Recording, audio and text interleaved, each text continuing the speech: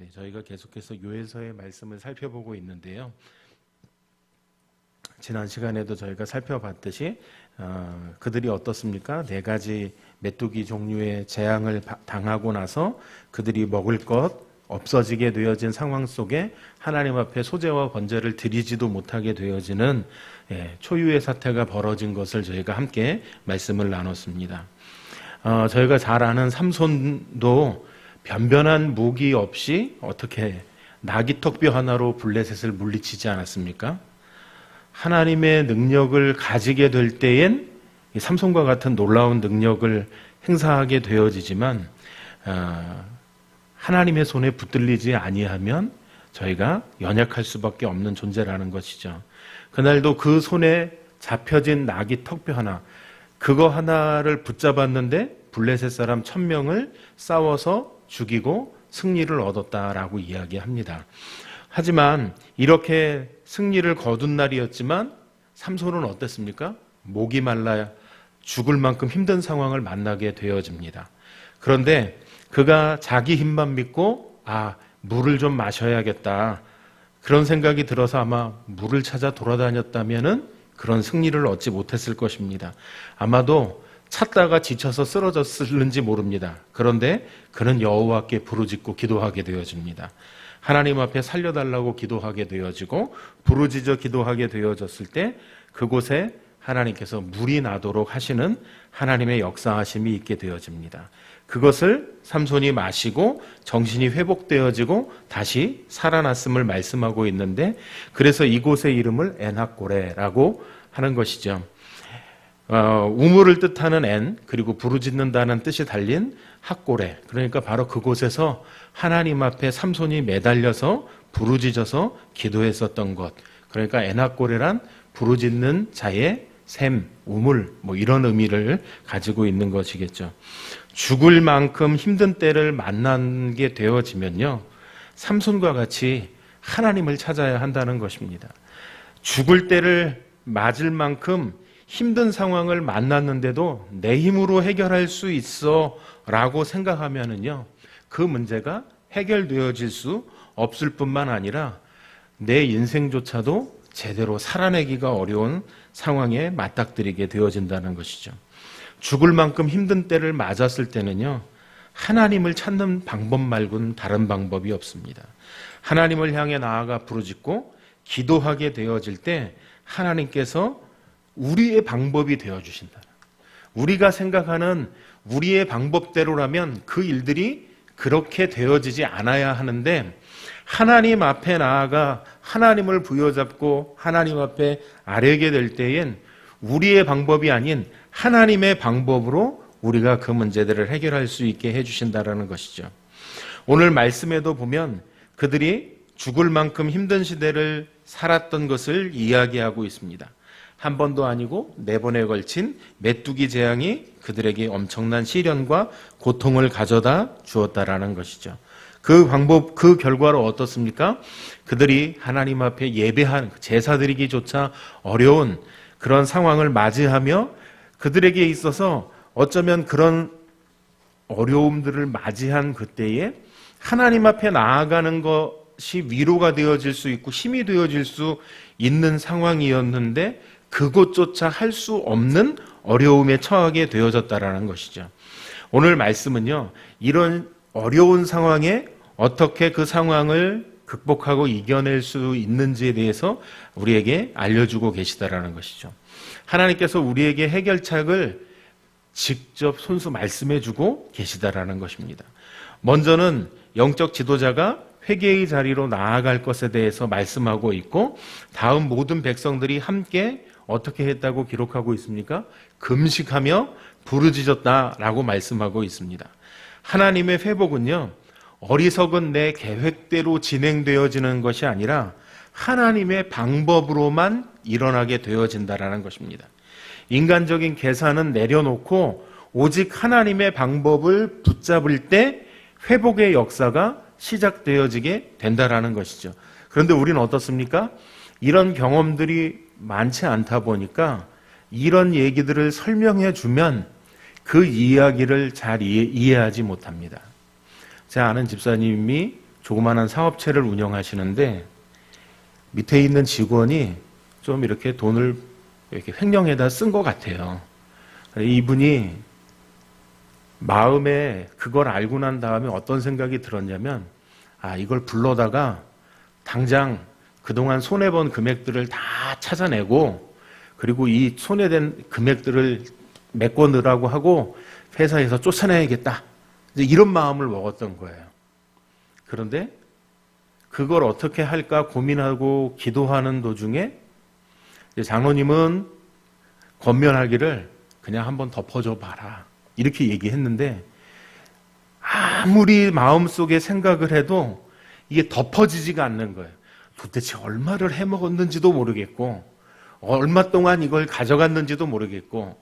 그런데 자기가 속으로 드는, 그 집사님이 속으로 드는 생각이 뭐였냐면, 내가 그동안 열심히 회사를 잘 운영했으면 이런 일이 안 생겼을 텐데 제대로 출근도 안 하고 알아서들 잘 하겠거니 생각했고, 자기는 시간이 생기면 건강을 유지한답시고 골프 치러나 다니고 놀러나 다니고 그래도 회사는 어느 정도 유지가 되니까 괜찮겠거니 생각했는데, 자기가 회사를 비우는 날수만큼 물건이 사라졌어도 어쩔 수 없는 상황이었다라는 걸 이제 알게 된 거죠.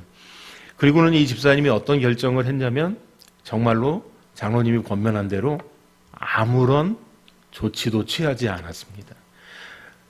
얼마를 손해를 받는지도 계산해 보지 않았습니다. 지금도 불쑥불쑥 마음속에서 올라온다고 이야기해요.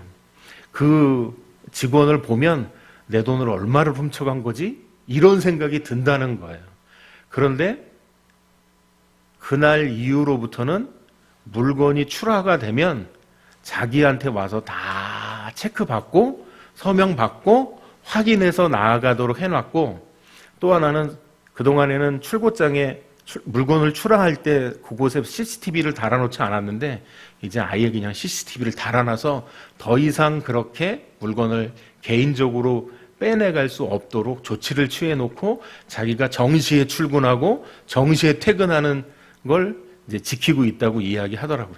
그러니까 그 뒤로는 손해가 안 나는 거예요. 그래서 매달 3천만 원 정도의 이익이 지금 발생한다고 그러면서 다행히 더 큰 손해를 입을 뻔했는데, 그러니까 장로님이 가르쳐준 대로 아무런 문제를 삼지 않고 인간적인 방법으로는 다 찾아내야죠. 경찰에 고발해야죠. 그리고 죄를 지은 대로 형을 살도록 해야겠죠. 그런데 결과는 어떻습니까? 직장에서도 쫓아내야 할 거고. 그런데 한번 덮어주자고 하고, 지금 본인은 속이 쓰려서 힘들지만 회사 내에서는 회사도 안정을 찾아가는 중에 있고, 어떻습니까? 그 범죄한 결과물로 직원이 어려움을 겪지 않게 되어졌고, 그래서 목적은 이번 기회를 이용해서 교회 가도록 신앙을 가지도록 해야겠다라는 마음 때문에 계속 전도한다고 그러시더라고요. 잃어버린 것만 생각해도 속이 아플 텐데 전도하려고 보니까 내가 손해보는 게 훨씬 많다는 거예요. 이제는 그걸 지금 와서는 그때 그 얘기를 다시 꺼내는 것조차도 힘들 것 같다는 생각이 드는 거예요. 아니, 그동안에는 이렇게 저렇게 교회 가자고 잘 가머니설로 설득하더니 내가 잘못한 거를 다 드러내고 뭘 어떻게 한다고 이제 오히려 더 반감을 살 수 있는 게 아닌가라는 걸 걱정하고 있더라고요. 사람의 생각과 방법은 그게 맞는 것 같죠. 근데 하나님의 방법은 우리가 생각한 것과는 전혀 다른 방법으로 그 문제들을 해결해 가신다라는 것이죠. 비록 내 마음은 쓰리고 아프지만 어떻게 해요? 회사가 평안해졌는데 내가 잘해서 뭔가가 이루어지는 게 아니라고 이야기해요. 지금 건설 경기가 다 바닥을 내려앉았기 때문에 매출이 일어날 수가 없는 상황이래요. 그런데 자기네 회사 것만 팔린대요, 물건이. 신기하다고 그러더라고요. 그 집사님하고 장로님하고 한 얘기 중에 하나가, 그때 그걸 덮은 것 때문에 하나님이 은혜를 베푸시는 것 같다고 이렇게 이야기하고, 그 집사님도 그런 것 같다고, 내가 세상 방법 내 욕심대로 그 문제를 해결했다면 이런 일들이 안 생겼을 것 같다고. 그런데 하나님의 방법으로 그 문제를 해결하고 나니까 나도 사는 길이 열리고 그 사람도, 직원도 사는 길이 열린 것을 보고 놀랍다라고 이야기하는 걸 제가 들었습니다. 하나님의 해결 방법을 통해서 회복과 부흥을 경험하는 일이 우리들 가운데에도 있게 되기를 소망합니다. 오늘 13절 말씀에 보니까 이렇게 기록합니다. 제사장들아, 너희는 굵은 배로 동이고 슬피 울지어다. 제단에 수종드는 자들아, 너희는 울지어다. 내 하나님께 수종드는 자들아, 너희는 와서 굵은 배의 옷을 입고 밤이 새도록 누울지어다. 이는 소제와 전제를 너희 하나님의 성전에 드리지 못함이로다. 13절 말씀은요, 하나님께서 직접 해결할 수 있는 방법을 구체적이고 자세하게 알려주고 계시다라는 것이죠. 그럼 왜 하나님께서 이와 같이 직접 해결 방법을 말씀하고 계시는가? 그것은 우리 힘으로, 그들 힘으로 해결할 수 없는 지경에 이르렀기 때문에 하나님께서 문제를 내시고 친절하게 답도 알려주시는 거예요. 김효선 집사님, 그 은채가 문제를 냈는데, 은채가 문제를 냈는데 문제를 풀 때 계속 틀리게만 적으면 머리를 쥐어 박으십니까? 아니면 친절하게 답을 설명해 주십니까? 머리도 쥐어 박고 답을 알려주는. 네, 제가 잘못 여쭤본 것 같아요. 원하는 답은 그게 아니었는데. 아무튼 답도 알려주게 되어 있고, 어떻게 해요? 그 문제를 푸는 방법도 설명해 주는 일들이 있지 않습니까? 마찬가지로 해결할 수 없는 상황에 이르르니까 하나님께서 그 어려운 문제를 푸는 방법을 하나님께서 손수 알려주시는 거죠. 4번에 걸친 메뚜기 재앙, 거기에 어려움, 거기에 그들이 제사 드릴 수 없게 되어진 상황, 그리고 그 결과물로 그들의 삶의 터전들이 무너질 수밖에 없는, 그러니까 자기들 힘으로는 전혀 해결할 수 없는 그 문제. 사실 지난 시간에도 말씀드렸듯이 우리가 사는 이 시대도 마찬가지인 거죠. 미래를 내다보면 벌써 AI로 인해서 많은 업종들이 없어질 거다. 그리고 인공지능으로 인해서 여러 분야에 적용될 부분들이 많다. 그렇기 때문에 사람들이 일할 일자리들을 잃어갈 거다라고 이야기합니다. 결과물은 어떻게 나타나겠습니까? 경제적으로는 다 어려운 시대를 살 수밖에 없게 되어지는 것 아닌가라는 두려움이 우리들 가운데 있지 않습니까? 마찬가지로 지금 상황 속에서도 이런 미래에 대한 암울함이 있는 반면에 현재에는 여전히 고유가, 고물가, 이런 삶의 환경들이 어려움에 처해져 있고 그 결과물로 고통스러운 삶을 살아갈 수밖에 없게 되어졌다라는 것이죠. 제가 지난 겨울에도 귤을 몇 번 먹었을까 계산해 보니까 초기에만 좀 몇 번 먹은 것 같아요. 귤이 막 출하될 때 그때 몇 번 먹은 것 같고, 그때는 교회에서도 먹은 것 같아요, 제 기억에. 그런데 그 뒤로는 귤 먹은 기억이 없어요. 오렌지는 몇 번 먹은 것 같아요. 귤은 그만큼 귀해졌어요. 가격도 만만치 않고. 그만큼 여러 가지 분야의 여러 가지 농산물들이 지금 가격이 오른 것을 볼 수 있고, 어쨌든 농축산물로 인한 어려움들이 삶의 여러 부분에서 우리를 힘들게 하고 있다는 것이죠. 이렇게 인간의 방법으로 해결이 안 될 때 그때 어떻게 해야 하는가? 하나님의 방법으로밖에는 해결이 되어질 수밖에 없다. 오늘 말씀이 우리에게 그것을 가르쳐주고 있는 것이죠. 아무리 노력해도 안 될 때 그땐 하나님의 방법으로 그 문제를 해결할 수밖에 없다는 것입니다. 왜 그럴까요? 그러면 하나님은 문제만 주시는 분이 아니라 해결 방법도 알려주시는 분이기 때문에 그렇다는 것입니다. 김효선 집사님이 문제를 내기도 냈지만 은채에게 어떻게 해요? 꿀밤을 줄지언정 답도 알려준다라는 것이죠. 예.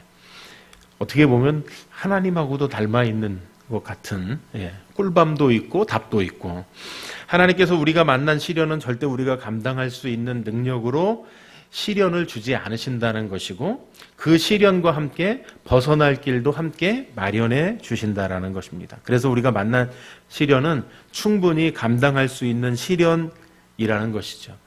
그러나 우리에게 닥쳐져 있는 그 시련만을 바라볼 때에는 우리에게는 해결 방법이 없는 것 같은 그런 암울함과 불안 속에 살아갈 수밖에 없다라는 것입니다.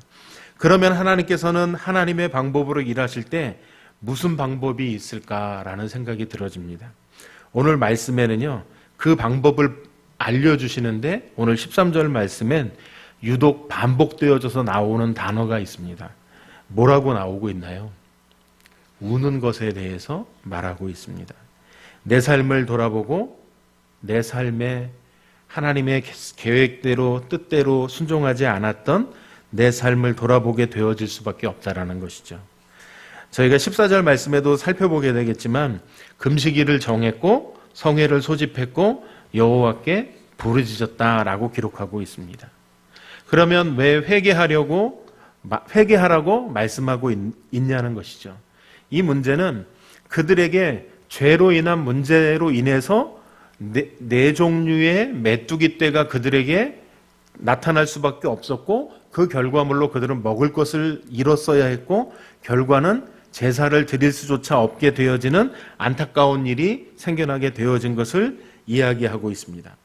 이 문제가 해결되는 것이 중요한 것이 아니라 사실은 그 문제 너머에 그 문제가 발생할 수밖에 없었던 근본적인 이유, 그것은 바로 죄의 문제가 해결되어져야만 한다는 것이 더 중요한 것이라는 거죠.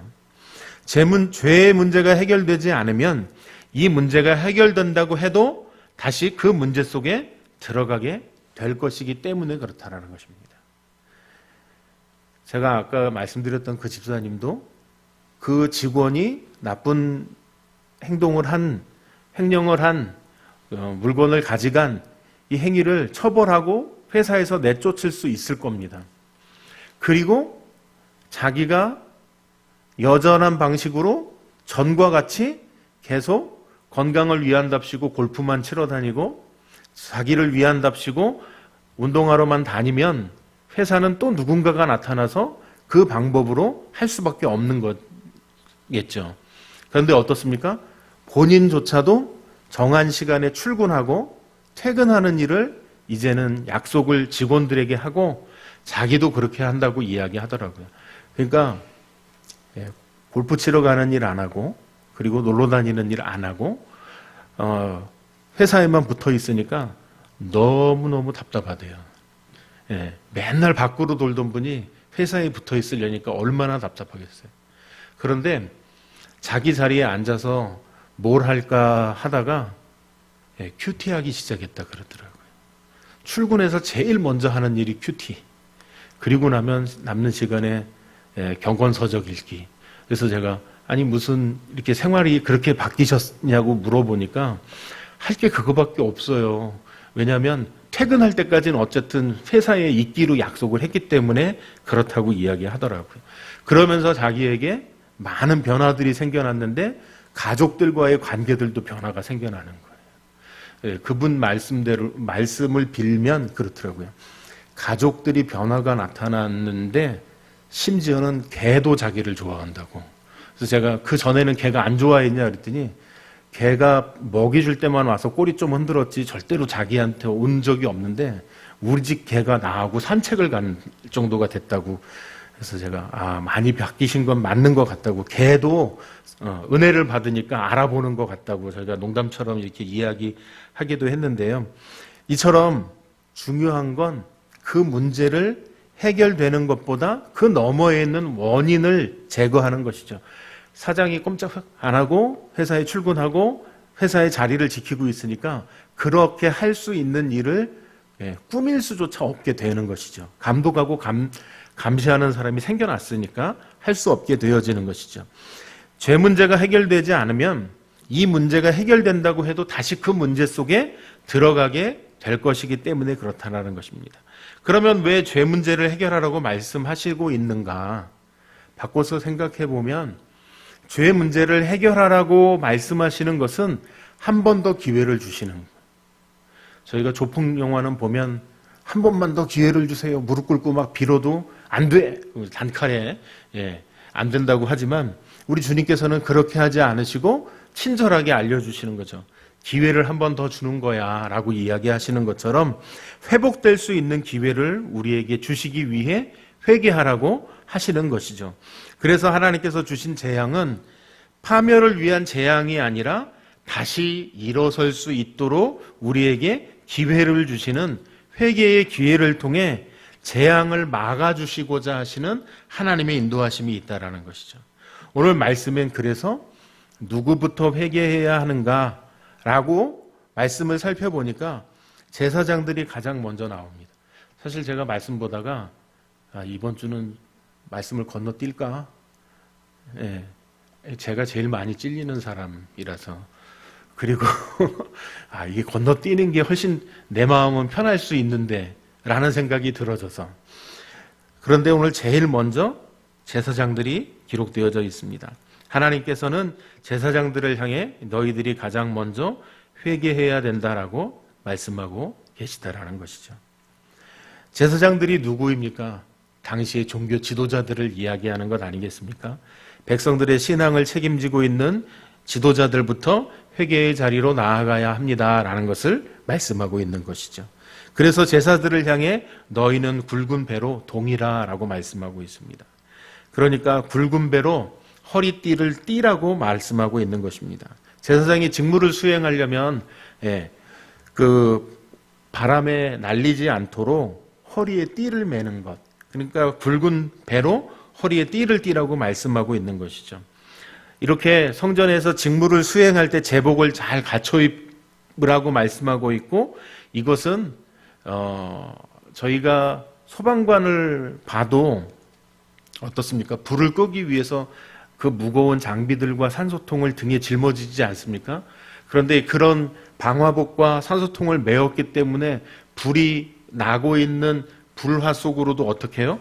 달려들 수 있는 이유가 그렇게 제복을 입고 방화복을 입었기 때문이 아니겠습니까? 마찬가지로 제사장의 옷을 제대로 갖춰 입고 그 자리에 서면 여호와의 제사장이라는 사실을 깨닫게 되어지는, 옷을 다시 갖추어 입는 그것을 통해 나를 하나님께서 하나님의 제사장으로 부르신 것들을 인식하게 되고 그 자리를 돌아볼 수 있게 하시고자 하셨다라는 것이죠. 그리고 그들에게 말씀하시기를 슬피 울지어다라고 말씀하고 계십니다. 여기서 말하고 있는 이 슬피 울지어다는 그냥 꺼이꺼이 눈물 흘리고 우는 정도가 아니라 머리카락을 쥐어 뜯거나 가슴을 치며 통곡하는 것만큼 아픔을 간직한 채 기도하는 것을, 우는 것을 이야기하고 있는 것입니다. 그러니까 보통 이런 표현들이 어디에 쓰여지냐면 장례를 치를 때에 쓰여지는 단어, 그때 우는 그 의미를 담고 있는 표현을 사용하고 있다는 것이죠. 그러니까 형식적으로 회개한 듯 울게 되어지는 눈물과 통곡이 울음이 아니라 정말로 사랑하는 가족을 잃게 되어진 곳에서 더 이상 이 땅에서 만날 수 없음에 대한 안타까움 때문에 흘리는 눈물과 통곡, 애곡함이 있는 것과 같이 머리카락을 쥐어 뜯는 것과 같은, 그래서 머리카락을 좀 제가 땡겨봤어요. 머리카락이 많지 않아가지고 많이는 못 땡겨보고 몇 가닥 땡겨봤는데 그 생각이 딱 들더라고요. 고등학교 때 수업 시간에 졸다가 걸리면 선생님이 여기를 붙잡고 이게 땡기면 안 딸려갈 수가 없고 안 아프다고 할 수가 없어서 그냥 비명이 저절로 질러지는 그 경험이 있는데 이런 고통이 머리를 쥐어 뜯는 고통이 되겠구나. 그렇다면 울음이 안 나올래야 안 나올 수가 없는 상황이 되겠구나라는 생각이 들어졌습니다. 혹시 고등학교 때 공부만 열심히 하셔서 이런 경험이 없으시면 오늘 집에 가서 한번 땡겨보세요. 견디기 힘드십니다. 저는 몇 번 걸린 적이 있어가지고 다 공개하면 안 되는데 어쨌든 오늘 말씀에 슬피 울지어다라고 말씀하고 있다라는 것이죠. 이처럼 형식적인 회개가 아닌 참된 회개를 강조해서 이야기하고 있다는 것입니다. 그리고 제단에 수종드는 자들이 나오고 또 내 하나님께 수종드는 자들이 나옵니다. 이 사람들은 제단에서 사역하고 있는 레위 지파 사람들을 의미하는 것이죠. 이 사람들을 향해서도 역시 마찬가지로 울지어다라고 말씀하고 있습니다. 성전에서 가장 중요한 사역을 감당하고 있는 이들도 함께 나와서 동참해야 합니다라고 말씀하고 있다라는 것이죠. 그러면서 그들을 향해 성전에 나와 굵은 베옷을 입고 밤이 새도록 누워 있으라라고 말씀하고 있습니다. 성전 마당에 나와 밤새도록 누워 있으라. 그러니까 누워서 자겠구나. 이런 뜻이 아니라 밤새도록 회개해야 할 것을 말씀하고 있다라는 것이죠. 편안하게 지내는 것이 아니라 성전 앞에 그와 같이 그들이 나와서 회개해야 할 것을 말씀하고 있다라는 것입니다. 그럼 왜 이렇게 해야 하는가? 소제와 전제를 너희 하나님의 성전에 드리지 못함이로다라고 말씀하고 있습니다.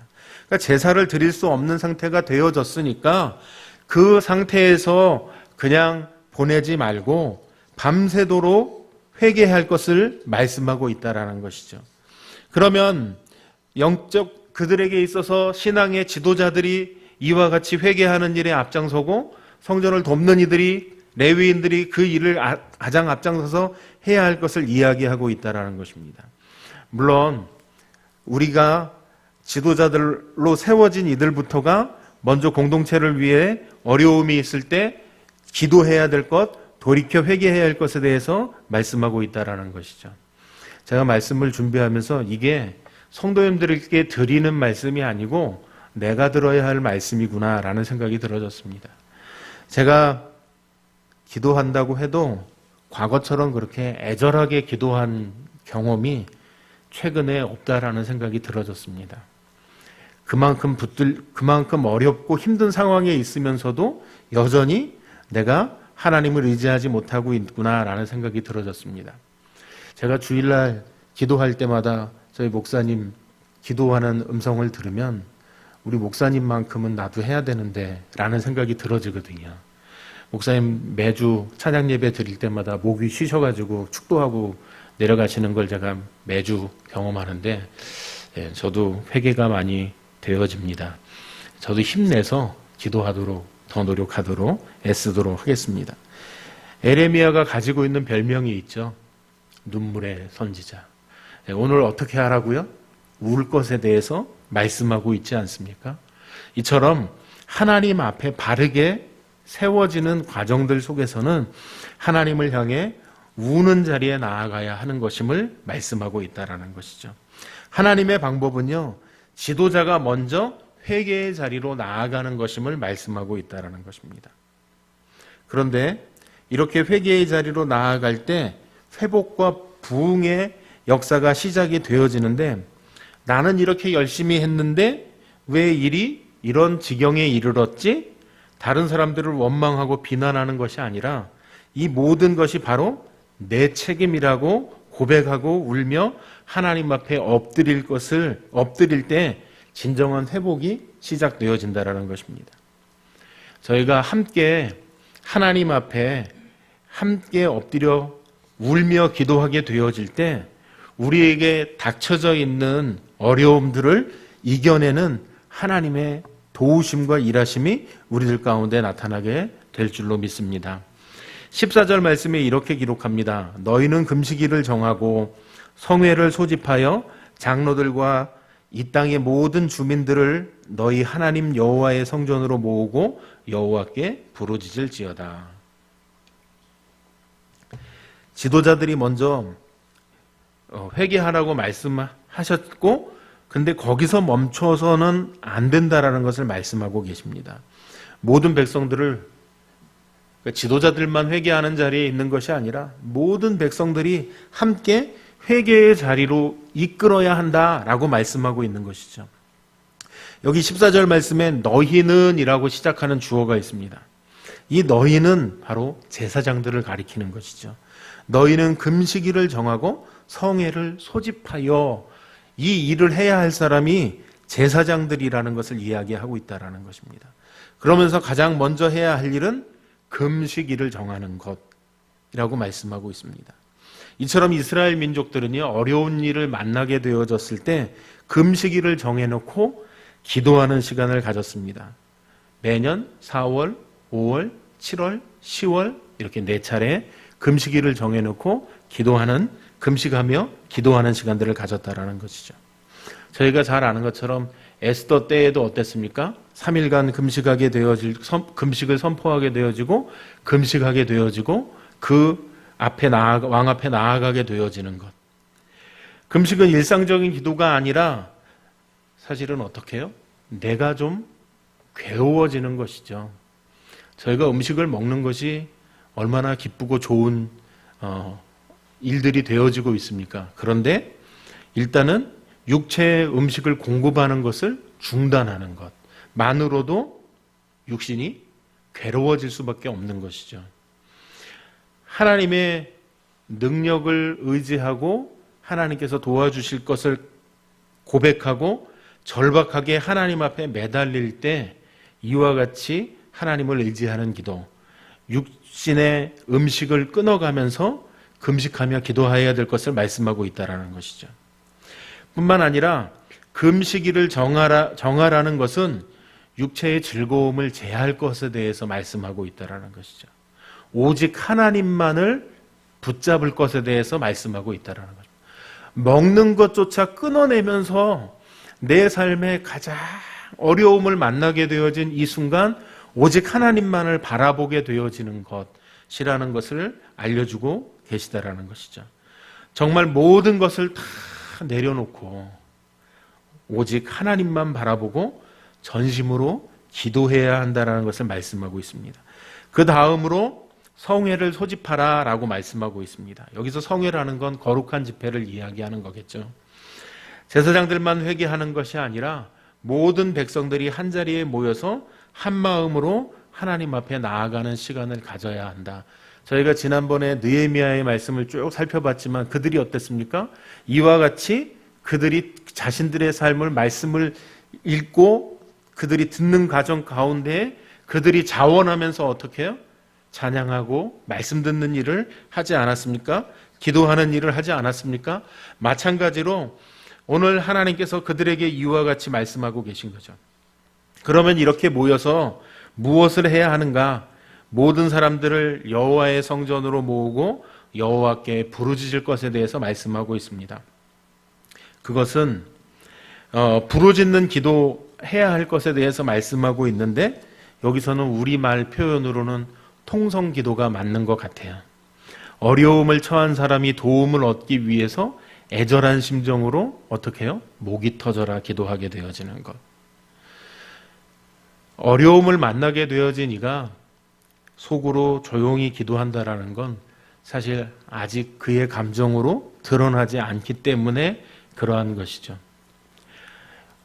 때로는 어떤 분들은 이야기하세요. 통성기도에 대한 거부감을 가지고 계신 분들도 계시다는 걸 알고 있습니다. 하나님이 귀가 먹어서 그렇게 소리를 지르는 거야? 뭐 이렇게 주장하시는 분들도 있기도 합니다. 하지만 잠잠하게 기도해야 할 때도 있고 부르짖어 기도해야 할 때도 있다라는 것이죠. 다만 이 지금과 같이 어려운 시기를 만났을 때에는 잠잠하게 기도하는 것보다는 부르짖어 기도해야 할 것에 대해서 말씀하고 있다라는 것입니다. 왜 이렇게 기도하냐는 것인가? 오늘 하나님께서 이스라엘 백성들에게 이와 같이 알려주고 계신 방법이 슬피 울 것 그리고 부르짖어 기도할 것에 대해서 말씀하고 계시다라는 것이죠. 하나님의 방법으로 나아가게 되어질 때 그곳에 하나님의 방법으로 해결되어지는 일들이 나타나게 되어진다라는 것입니다. 하나님이 정말 원하시는 회개가 하나님께서 알려주시고 말씀해 주신 방법대로 함께 금식하고 성회로 모여서 한자리에 모여 부르짖어 기도하는 것을 말씀하고 계시다라는 것이죠. 이것이 하나님께서 원하시는 해결 방법이라는 것을 오늘 13절과 14절 말씀이 우리에게 가르쳐주고 있다라는 것입니다.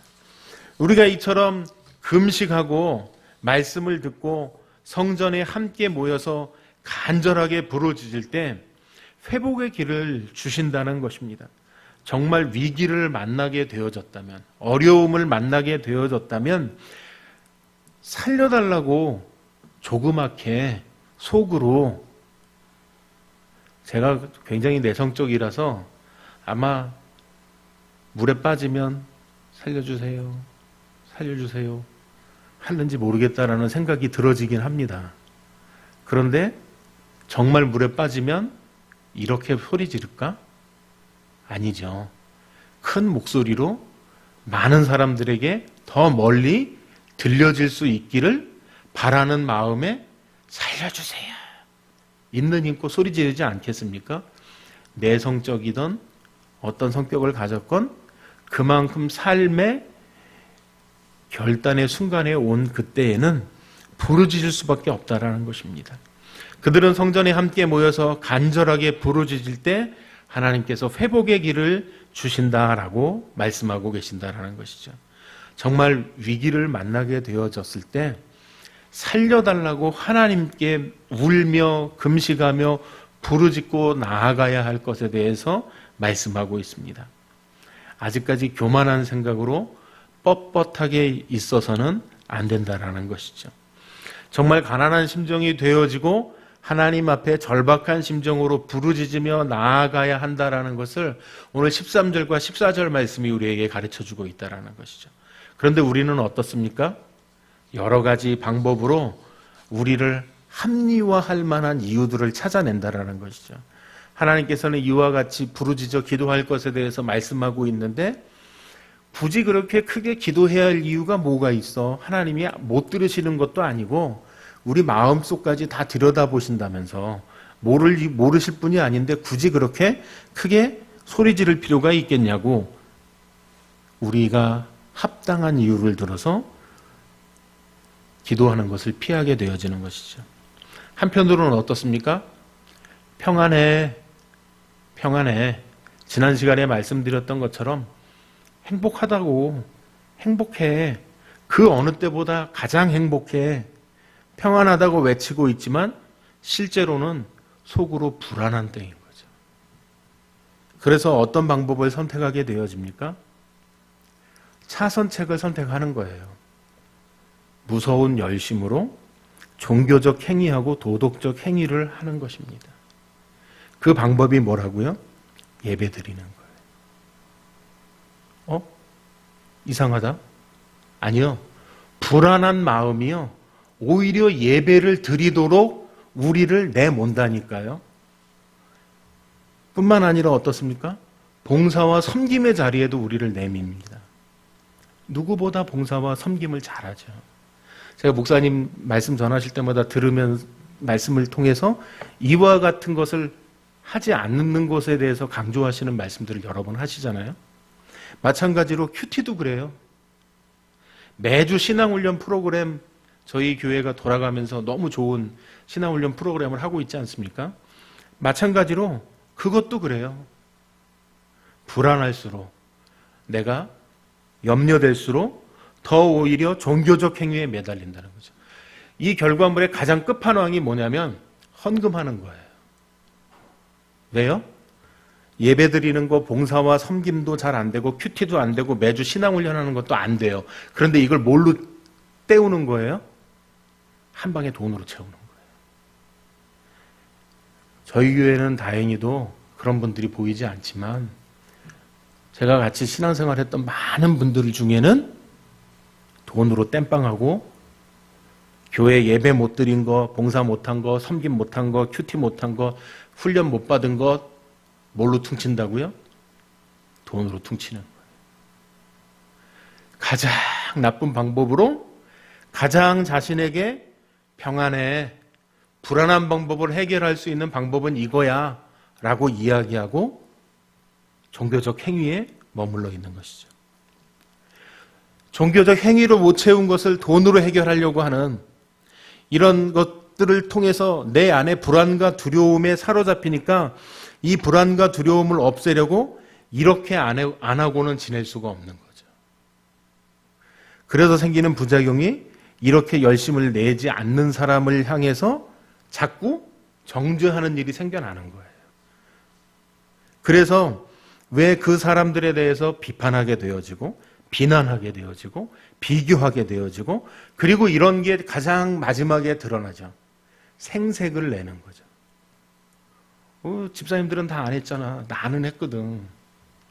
그래서 자기 생색낸 거를 또 남들이 알아주기를 기대하는 거죠. 그걸 안 알아주니까 서운한 거예요. 그래서 자꾸 뭘 해요? 정죄하는 일을 하는 거예요. 그것도 안 했잖아. 이것도 안 했잖아. 그 결과물로 교회 내에서 가장 잘하는 일이 뭐가 되어졌냐면 판단하는 일이 되어진 거예요. 이건 이래서 그래. 이건 저래서 그래. 이렇게 판단하는 일이 많아지게 되어진다는 거. 회개하고 돌이키면 되는데 대체물을 잘못 선택하니까 어떤 일이 벌어집니까? 하나님 앞에 나와서 매달려서 부르짖어 기도하지 않고 남을 판단하는 일을 하게 되어진다는 것이죠. 역설적이게도 내 안에 있는 불안의 마음을 그리고 두려움의 마음을 내가 예배 한번 드려주고 봉사 한번 하고 섬김 한번 해주는 것으로 큐티 한번 한 것으로 신앙훈련 한 것으로 그리고 헌금한 것으로 해결해 보려고 한다는 것이죠. 주님께서 원하시는 것은 이런 교만한 생각들 다 내려놓고 겸손히 하나님 앞에 나와서 울며 금식하며 부르짖어 기도하라고 말씀하고 계시다라는 것이죠.